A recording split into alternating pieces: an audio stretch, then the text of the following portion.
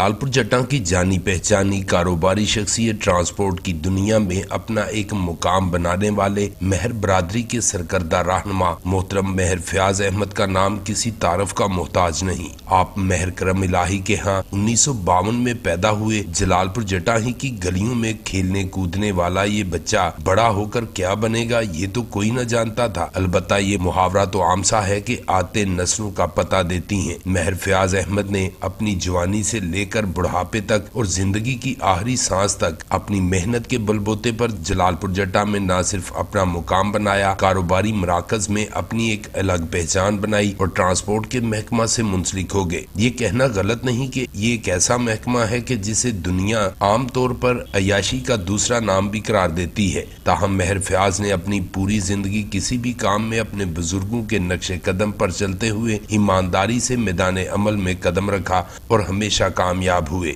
बल्कि ये कहना भी गलत ना होगा कि 1988 में भी जलालपुर जट्टा ही नहीं बल्कि गिरदोनवा में ट्रांसपोर्ट का निजाम इस मेहनत और लगन से किया कि बड़े बड़े ट्रांसपोर्टर भी आपकी इस जहदे मुसलसल की तारीफ किए बगैर न रह सके। महर फयाज अहमद 2014 में दारे फानी से कूच कर गए। ताहम आज भी कारोबारी हल्का में आपका नाम इंतहाई इज्जत और एहतराम से लिया जाता है। महर फयाज अहमद के छोटे साहबजादे जलालपुर जट्टा की मारूफ सियासी, समाजी और कारोबारी शख्सियत Mehar Bilal GF motors and builders Gujrat road Jalalpur Jatta के नाम से कारोबार कर रहे हैं। मौसूफ की अवामी फलाही हिदमात भी किसी से ढकी छुपी नहीं, जो नफसा नफसी के इस दौर में भी इंसानियत की दामे दिरमे कदमे सुखने मदद करने में अपना कोई सानी नहीं रखते। जिनका कहना है कि वो आज जो कुछ भी हैं अपने वालिद मोहतरम महर फयाज अहमद की तरबियत और दुआओं से इस मुकाम पर हैं। इसमें भी कोई शक व शुबा वाली गुंजाइश ही नहीं कि महर बिलाल अपने वालिद मोहतरम की तरह बेलोस अवामी खिदमत पर यकीन रखते हैं। जिनका कहना है कि अल्लाह का दिया हुआ माल अल्लाह ही की राह में खर्च करना सबसे बड़ा सुकून हासिल करने का जरिया और आखिरत में सुरखरुई का सबब बन सकता है।